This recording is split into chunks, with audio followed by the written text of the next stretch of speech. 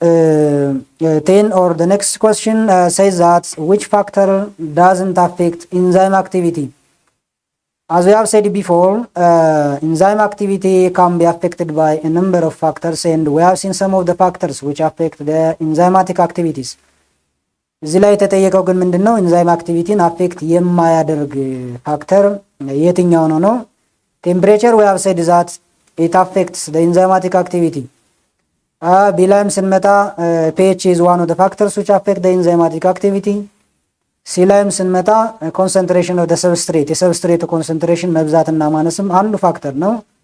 ዲላይ ስንመጣ ግን የኢንዛይሙ ከለር ምንም አይነት ኢፌክት የለውም በኢንዛይማቲክ አክቲቪቲ ላይ ማለት ነው። ስለዚህ የኢንዛይሞችን አክቲቪቲ አፌክት የማያደርግ ከተሰጡት ፋክተሮች መካከል ወይም አማራጮች መካከል የትኛው ነው ለሚለው ኦልተርኔቲቭ ዲ the color of the enzyme የሚለው አፌክት የማድረግ ባህሪ የለውም ማለት ነው። whatever the color it has, it cannot affect the activity of enzymes.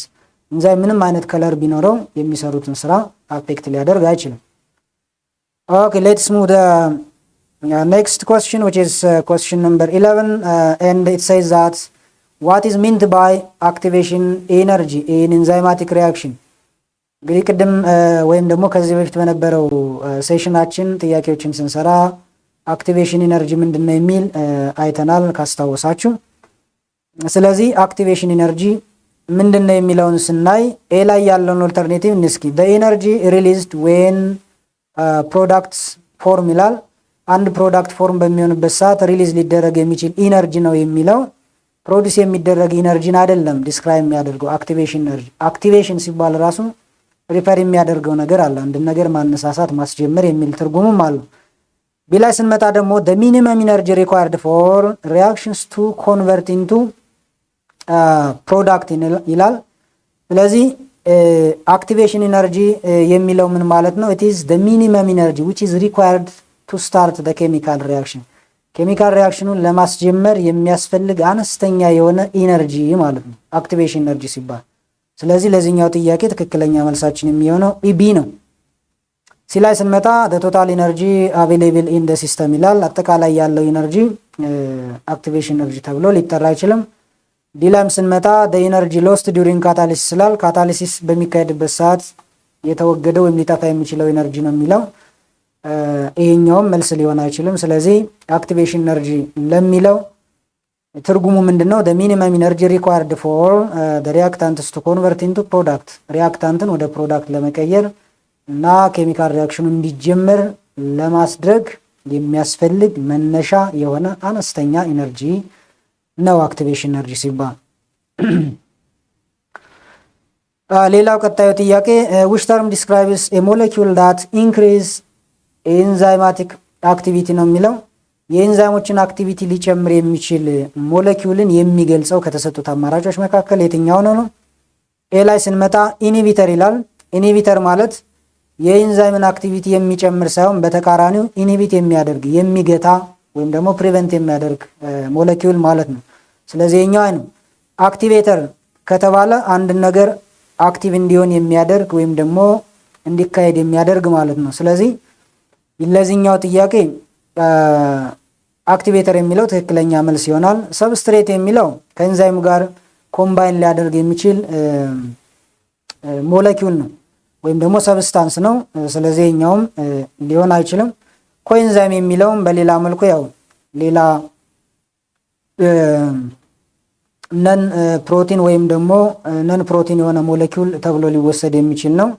ስለዚህ የኢንዛይማቲክ አክቲቪቲን ወይም ደግሞ የአንድን ኢንዛይም ስራ አክቲቬት ሊያደርግ ወይም ሊያፋጥን ወይም ሊያነቃቃ የሚችል ሞለኪውል አጠቃላይ አክቲቬተር ተብሎ ነው የሚጠራው ማለት ነው። Let's move to the next question which says that what role do cofactors play in enzymatic reactions? እንግዲህ ኢንዛይማቲክ ሪአክሽን ላይ ኮፋክተር ኮኤንዛይም የተባሉ የሚጠሩ ሞለኪውሎች አሉ። ስለዚህ ኮፋክተር የሚባሉት ነን ፕሮቲን ሞለኪውሎች ናቸው። ግን ምንድነው የሚሰሩት ነው? በኢንዛይማቲክ አክቲቪቲ ጊዜ የራሳቸው ሚና አላቸው። ስለዚህ ምንድነው ሚናቸው ነው? ኤ ላይ ስንመጣ they are substrates for enzymes ይላል። ለኢንዛይሞቹ እንደ ሰብስትሬት ሆነው የሚያገለግሉ አይደለም እነዚህ። ቢ ላይ ስንመጣ ደግሞ they stabilize enzyme substrate complex ነው የሚለው ኢንዛይም ሰብስትሬት ኮምፕሌክስን ስታቢላይዝ ያደርጋሉ ወይም ደግሞ ስቴብል እንዲሆን ያደርጋሉ ነው የሚለው ስቴቢሊቲን ክሬት የማድረግ ሮል የላቸውም። ከዛ ይልቅ ትክክለኛ ሮላቸው ምንድነው? በኢንዛይማቲክ አክቲቪቲ ጊዜ የኮፋክተርስ they assist in catalytic activity የኢንዛይሞችን ካታሊቲክ አክቲቪቲ ማገዝ ነው ትልቁ ስራቸው የኮፋክተርስ።